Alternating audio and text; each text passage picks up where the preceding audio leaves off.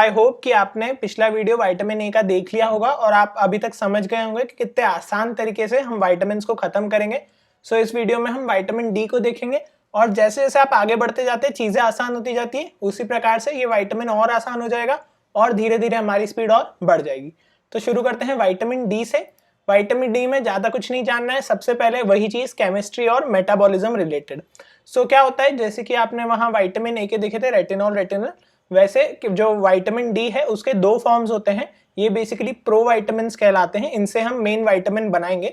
उनको कहते हैं अर्गोकैल्सिफेरॉल D2 और कोलेकैल्सिफेरॉल D3। ठीक है, जो हमारे काम का है वो है कोलेकैल्सिफेरॉल एनिमल्स का। कैसे याद रखेंगे? कोले मतलब कोलेस्ट्रॉल, एनिमल से रिलेटेड है और कोलेस्ट्रॉल से ही बनेगा। अर्गो आप अभी छोड़ दो, ठीक है, ergo is related to plant.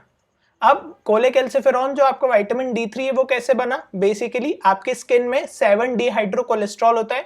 Cholesterol metabolism में पढ़ा भी था इसको बीच में, इंटरमीडिएट ना देखा हो तो इसके बाद देख लेना मेरा वीडियो कोलेस्ट्रॉल पे। अब 7-डिहाइड्रो कोलेस्ट्रॉल कोलेकैल्सिफेरॉल बनाता है in the presence of sunlight. Okay, so ये स्टेप क्लियर हो गई। अब यहां से आपको प्रोविटामिन से मेन आपको विटामिन बनाना है एक्टिव फॉर्म, और वो एक्टिव फॉर्म क्या है? 1,2,5 डाइहाइड्रोक्सी कोलेकैल्सिफेरॉल। ओके, इसी को आप क्या कहते हैं? कैल्सीट्राइऑल, मतलब 3 अल्कोहल। तो एक तो आपका ये ऑलरेडी है, ठीक है, 2 और जोड़ने। तो पहले आप जोड़िए 25th पोजीशन पे, रिएक्शन होगी लिवर में, एंजाइम क्या होगा? जो भी है आपका सबस्ट्रेट, उसके आगे क्या लगा दो आप? हाइड्रोक्सिलेज। ठीक है, तो दिस इज कैल्सीओल क्योंकि सिंगल ओल है, कैल्सीडाइऑल, कैल्सीट्राइऑल। ओके, तो कैल्सीओल हाइड्रोक्सिलेज। ठीक है, एंजाइम नहीं भी याद रखेंगे चलेगा। प्रोडक्ट क्या बना?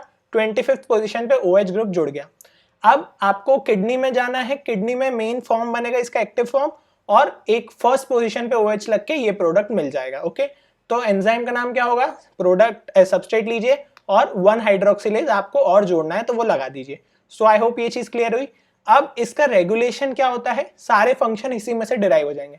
मैंने आपसे कहा था आपको केमिस्ट्री में से ही फंक्शन बनाते हुए आने चाहिए। ओके, सो अब क्या इसमें बेसिकली केमिस्ट्री है कि जो आपके कैल्शियम हो या फॉस्फेट हो। ओके, अब अगर आपका फॉस्फेट स्टोर कम होता है तो वो डायरेक्टली इसको स्टिमुलेट करता है। ओके, और अगर कैल्शियम स्टोर आपका कम है तो वो पहले जाके स्टिमुलेट करेगा पैराथायराइड को, वहां से हार्मोन स्टिमुलेट करेगा इसी एंजाइम को। सो अल्टीमेटली क्या बनना ज्यादा हो रहा है? विटामिन डी का एक्टिव फॉर्म। ओके, तो मतलब अगर कैल्शियम कम है, अगर फॉस्फेट कम है तो विटामिन डी ज्यादा बनेगा।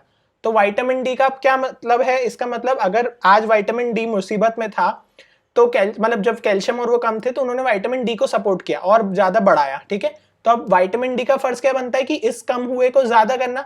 तो विटामिन डी का बस इतना सा फंक्शन है कि वो अल्टीमेटली इन दोनों को बॉडी में ज्यादा करने की कोशिश करेगा। सो इससे आपको फंक्शन रिलेट हो जाएंगे। ओके, तो ये लोग इसकी मदद इसलिए मांग रहे थे कि ये जो कम हुए हैं ये बढ़ जाए। ठीक है, अब वो हम देखेंगे। अब बाकी जो बेसिक पॉइंट है, स्मॉल इंटेस्टाइन में अब्सॉर्ब होगा, फैट सॉल्युबल विटामिन है तो आपको पता है कि बाइल का जरूरत रहेगी इसमें। ठीक है, और फिर लिम्फ के थ्रू ये सर्कुलेशन में एंटर कर जाएगा और फिर डिस्ट्रीब्यूट हो जाएगा थ्रू आउट द बॉडी, और लिवर जैसी जगहों पे जाके स्टोर भी हो सकता है। तो ज्यादा कुछ नहीं है, मैंने आपसे जैसे कहा आसान होती जाएंगी चीजें। अब फंक्शन की बात है, बस एक फंक्शन याद रखना है, कैल्शियम फॉस्फेट। ओके, क्या करना है? बढ़ाना है। ठीक है, तो अब मैं आपसे कुछ नहीं बोलूंगा, आप खुद बताएंगे। फंक्शन है कैल्शियम फॉस्फेट को बढ़ाना। ठीक है, तो इंटेस्टाइन में क्या होगा? खाना आ रहा है, कुछ भी आ रहा है, तो अब्जॉर्प्शन बढ़ा दे ताकि कैल्शियम फॉस्फेट बढ़ जाए प्लाज्मा में, तो इंक्रीजेस द अब्जॉर्प्शन। ठीक है, कैल्शियम कैसे अंदर आएगा? Absorption via calcium binding protein. वहां पे रेटिनॉल बाइंडिंग प्रोटीन पढ़ते थे, यहाँ पे कैल्शियम बाइंडिंग प्रोटीन। ओके, तो ये आपने देख लिया पहला फंक्शन। अगला बोन्स में क्या है? अब बोन्स में से 2 चीजें हैं। एक तो सबसे पहले बोन बनाने के लिए आपको कैल्शियम चाहिए, है ना? तो ऐसा नहीं है कि एकदम से बोन को आपको डिस्टर्ब कर देगा और आपको बोन नहीं बनने देगा। पहले वो नॉर्मली कैल्शियम बोन को देता है ताकि बोन में कैल्शियम डिपॉजिट हो पाए in the form of calcium phosphate और बोन बन पाए। ठीक है, जब उसके साथ पैराथायराइड हार्मोन एक्ट करा, ये पैराथायराइड याद है, तो ये एक्ट करेगा, तब इसके साथ वो कैल्शियम और फॉस्फेट का मोबिलाइजेशन बढ़ाएगा और अल्टीमेटली बोन से भी फिर प्लाज्मा में कैल्शियम फॉस्फेट बढ़ा देगा। तो अल्टीमेटली बढ़ाना है प्लाज्मा में कैल्शियम फॉस्फेट को। किडनी है, किडनी से बाहर जाने वाला था तो बाहर नहीं जाने देगा, तो रीअब्जॉर्प्शन बढ़ा देगा और एक्सक्रीशन कम कर देगा। तो कुछ फंक्शन में टेंशन लेने की बात नहीं है, 3 साइट और 3 एक्शन। Is that okay? बस काम खत्म। अब ये सब सोच के आप सोच रहे होंगे यार ये हार्मोन है या विटामिन है? क्यों? क्योंकि देखो स्किन में सिंथेसाइज हो रहा है, हम क्या कहते हैं? विटामिन है भाई, इतने डाइटरी सोर्स होना चाहिए, ये वो होना चाहिए। तो हार्मोन, ये तो हार्मोन जैसे सिंथेसाइज हो रहा है, ठीक है। इसका बॉडी में एक्टिव फॉर्म भी हम खुद बना रहे हैं, इसके पर्टिकुलर टारगेट ऑर्गन है, ऐसा नहीं कि पूरी बॉडी में इसके फंक्शंस हो, 3 ही और टारगेट ऑर्गन जैसे हमने देखे। और जो एक्शन प्रोड्यूस होता है वो स्टेरॉइड हार्मोन के जैसे प्रोड्यूस होता है। जैसे आपने पिछले में मैंने आपको समझाया था कि कैसे वहां पे रेटिनोइक एसिड स्टेरॉइड हार्मोन की तरह एक्शन रहता है ना, तो स्टेरॉइड जैसा एक्शन रहता है। और सिंथेसिस सेल्फ रेगुलेटेड है, जब ज्यादा बनने लगेगा तो अपने आप सिंथेसिस कम हो जाएगा। तो ये तो विटामिन कम, हार्मोन ज्यादा लग रहा है, तो इसलिए हम आजकल क्या बोल देते हैं कि बेसिकली हार्मोन है और ये जो है ये प्रो हार्मोन है। तो ये चीज एक आपको याद होना चाहिए, पता होना चाहिए। अब डेफिशिएंसी, तो डेफिशिएंसी में अगेन बस फंक्शन लो, उसका उल्टा कर दो, ठीक है। तो रिकेट्स होगा चिल्ड्रन में, ऑस्टियोमलेशिया होगा अडल्ट्स में। ये जो आप देख रहे थे this is nothing but rickets, okay. क्या लेग्स हैं ये? बो लेग्स हैं, ओके। तो रिकेट्स में क्या होगा बेसिकली, अब आपका मिनरलाइजेशन नहीं हो पाएगा। हमने दो चीज कही, बोन में मिनरलाइजेशन के लिए भी इंपॉर्टेंट है ना, कैल्शियम फॉस्फेट के फॉर्म में डिपोजिशन। सो बोन डिफॉर्मिटीज हो जाएंगी, बोन्स कैसी हो जाएंगी? सॉफ्ट हो जाएंगी, प्लायबल हो जाएंगी, और अल्टीमेटली टीथ फॉर्मेशन में डिले होगा, जो आपके वेट बेयरिंग बोन्स है वो अफेक्ट हो जाएंगे, बोलेक्स बन जाएगा। कैल्सीट्रायोल का लेवल कम है, ये आपको पता है, डेफिशिएंसी बोल ही क्यों रहे हैं, जब आपका विटामिन डी कम है, कैल्सीट्रायोल एक्टिव फॉर्म कम है। एल्कलाइन फॉस्फेटेज बड़ा है। What is alkaline phosphatase? Alkaline phosphatase एक ऐसी एंजाइम होती है जो कि बेसिकली आप समझ लीजिए बोन फॉर्मेशन के लिए इंपॉर्टेंट होती है।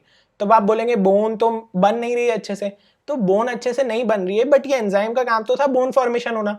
तो भले अब इसकी एक्टिविटी वेस्ट हो रही हो, तो वो वेस्ट एक्टिविटी बता रहा है कि इसकी एक्टिविटी ज्यादा है, मतलब चीज है पर उसका कोई यूटिलाइजेशन नहीं हो पाया।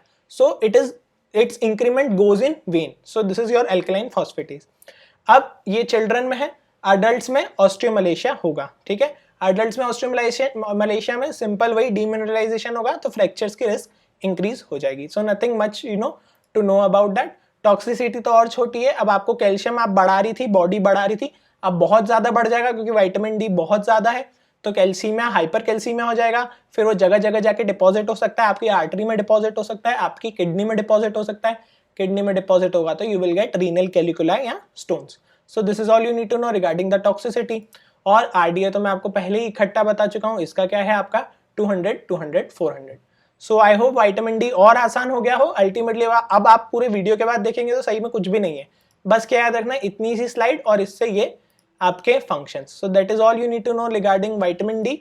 सो I would again request you that keep sharing this initiative. At least आप अपने 10 दोस्तों को भी बताएंगे तो उनको भी मदद मिलेगी और आपको भी एक अच्छा सर्कल मिलेगा जो कि कॉमन आइडियाज डिस्कस कर सकता है। So thank you. Assessment question का आंसर दे दीजिए कॉमेंट बॉक्स में। And again stay safe, stay healthy and keep learning.